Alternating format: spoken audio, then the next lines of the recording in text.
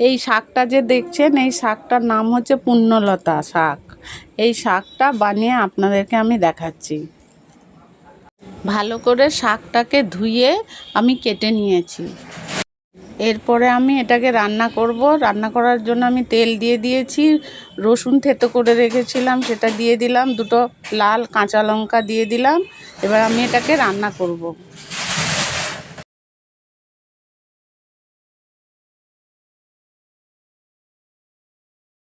রসুনগুলো একটু বাদামি বাদামি হয়ে গেছে। এরপরে আমি শাকটা দিয়ে দিচ্ছি, দিয়ে একটু 1 চিমটি হলুদ দেব,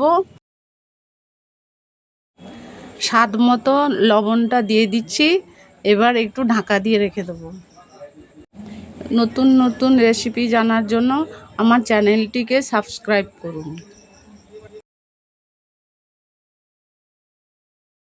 2 থেকে 3 মিনিট হয়ে গেছে, আমি ঢাকাটা খুলে নিয়েছি। দেখুন কত সুন্দর সেদ্ধ হয়ে গেছে। আমি নেড়ে চেড়ে এটাকে ভালো করে ভেজে নেব আর কি। শাক ভাজা যেমন হয়, খুব সুন্দর লাগে খেতে এটা।